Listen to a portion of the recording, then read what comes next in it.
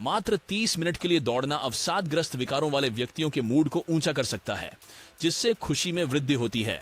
दिलचस्प बात यह है कि धीमी गति से दौड़ने या चलने की गति पर भी यह सकारात्मक प्रभाव महसूस किया जा सकता है। इसके अलावा लंबे समय तक दौड़ने से एंडोर्फिन्स का उत्पादन होता है, जो एक प्रकार की उत्साह की भावना पैदा करता है, जिसे आमतौर पर धावक की उच्चता कहा जाता है।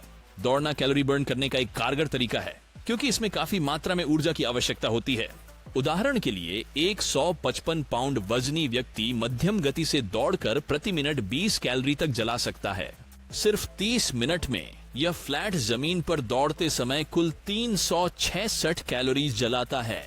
हालांकि यदि आप हवा का प्रतिरोध, ऊपर की ओर ढलान या तीव्र ढलानों जैसे कारकों का सामना करते हैं, ढलानों पर या गति बढ़ाने से आप और भी अधिक कैलोरीज जला सकते हैं, जो है कि आप अक्सर लोगों को झुकी हुई ट्रेडमिल पर कार्डियो करते देखते हैं। दौड़ने से वास्तव में घुटने की सेहत में सुधार हो सकता है, आम गलतफहमियों के विपरीत। अध्ययनों से पता चलता है कि दौड़ने वाले लोगों को घुटने के दर्द की संभावना गैर दौड़ने वाले लोगों की तुलना में कम होती है। ऐसा इसलिए है क्योंकि दौड़ना एक स्वस्थ शरीर के वजन सूचकांक को बढ़ावा देता है, साथ ही पैरों की मांसपेशियों और हड्डियों को मजबूत बनाता है। हर कदम के साथ आपके पैरों के जमीन से टकराने का प्रभाव आपकी मांसपेशियों, टेंडन्स और लिगामेंट्स पर तनाव डालता है, जो अंततः बढ़ी हुई ताकत और लचीलापन की ओर ले जाता है।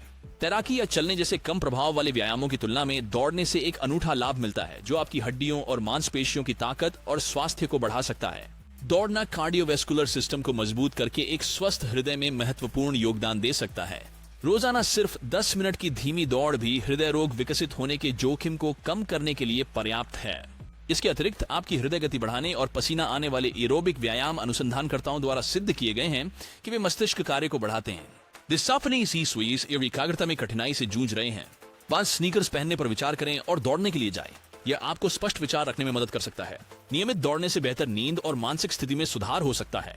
एक छोटे प्रयोग द्वारा दिखाया गया, जहां प्रतिभागियों ने हफ्ते में 5 बार कम से कम 30 मिनट तक मध्यम गति से दौड़ लगाई। इसके अलावा एरोबिक व्यायाम इम्यूनिटी को बढ़ाने और विभिन्न कैंसरों से मृत्यु के जोखिम को कम करने में सहायक सिद्ध हुए हैं। दौड़ना शरीर के निचले हिस्से को सक्रिय करता है, जिसमें कूल्हे, पिंडली और नितंब शामिल हैं। इस प्रकार इन मांसपेशी समूहों को मजबूत बनाता है।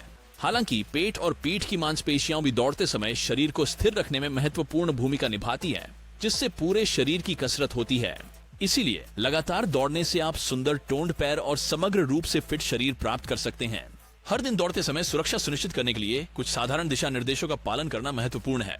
पहले, एक जोड़ी दौड़ने वाले स्नीकर्स में निवेश करें, क्योंकि सामान्य जूते दौड़ने के लिए डिजाइन नहीं किए गए हैं और आपके चोटिल होने के जोखिम को बढ़ा सकते हैं।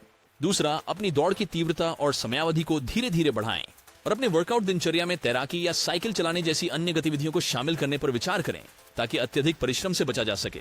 इसके अलावा विभिन्न मांसपेशी समूहों को संलग्न करने वाले व्यायाम करने से चोट से बचाव और समग्र शक्ति में वृद्धि में मदद मिल सकती है। अपने वर्कआउट से पहले गर्मजोशी करना और बाद में खिंचाव करना न भूलें, ताकि मांसपेशियों में खिंचाव से बचा जा सके। अंत में, अपनी तकनीक का आकलन करने और सुधार के लिए मूल्यवान प्रतिक्रिया प्रदान करने वाले कोच की मार्गदर्शन लेने पर विचार करें। जो लोग दौड़ना शुरू कर रहे हैं, उनके लिए एक सामान्य प्रश्न है कि सड़क पर दौड़ना बेहतर है या ट्रेडमिल पर। मेल इस निर्णय को लेते समय कई कारकों पर विचार करना पड़ता है। हालांकि सड़क पर दौड़ना और गति का अनुभव करना मानसिक रूप से अधिक संतोषजनक हो सकता है। मौसम अच्छा हो सकता है। तय क्षेत्र में मौसम की स्थितियां और प्रदूषण के स्तर। बाहर दौड़ना कम व्यवहार्य बना सकता है। उदाहरण के लिए, यदि आप एक ऐसे शहर में रहते हैं जहां हवा में प्रदूषण का स्तर अधिक है, तो सड़क पर दौड़ने से आपके स्वास्थ्य पर नकारात्मक प्रभाव पड़ सकता है, क्योंकि यह आपको हानिकारक टॉक्सिन्स के संपर्क में ला सकता है। ऐसे मामलों में जिम में फिल्टर की हुई हवा में ट्रेडमिल पर दौड़ना बेहतर विकल्प हो सकता है।